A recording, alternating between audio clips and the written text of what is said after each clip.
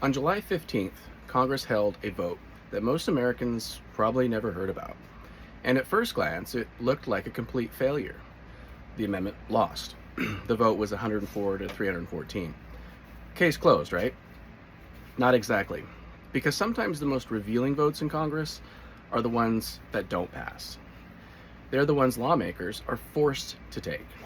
This is the strategic audit, where we examine decisions, systems, and incentives behind government action. Let's get into it. Representative Thomas Massie introduced an amendment to the fiscal year 2027 National Security, Department of State, and Related Programs Appropriations Act. The amendment was simple: remove all funding for Israel included in the bill. It failed by a wide margin. 104 voted in favor, 314 voted against. Politically, the message appeared clear. Congress overwhelmingly rejected the proposal. But legislative votes are more complicated than the final tally, because every vote creates a record, and that record tells us something. The question is not, did the amendment pass? We already know the answer. The better question is, what did this vote reveal?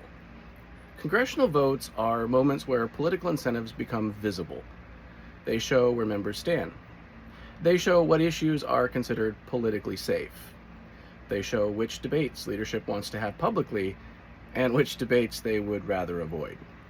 And sometimes introducing an amendment is less about winning the vote and more about forcing everyone else to reveal where they stand. This is one of the most important things to understand about Congress. A losing vote is not necessarily a meaningless vote. Minority amendments often serve several purposes. They create a legislative record. They force members to take a public position. They expose divisions within parties. They signal to voters, interest groups, and future lawmakers where political pressure exists.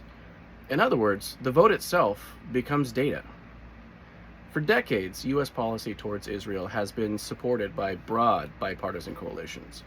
That support has included military assistance, diplomatic cooperation, and strategic partnership. But recent conflicts have increased public debate over how that relationship should operate.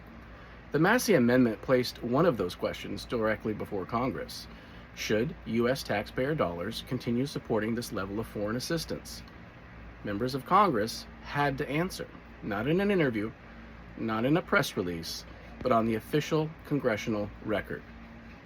At the strategic audit, we look beyond headlines. We ask, who controls the decision?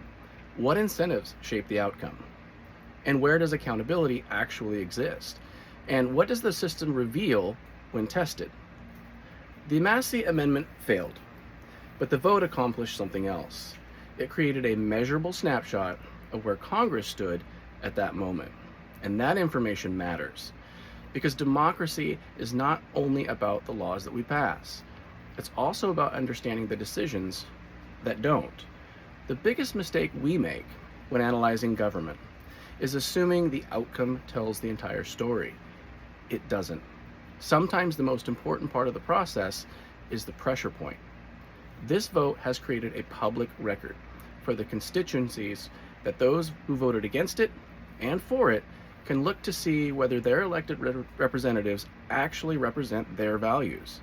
This matters because the midterm elections are coming in November of this year. If you didn't like the vote of your member of Congress, you have a chance to vote them out this fall.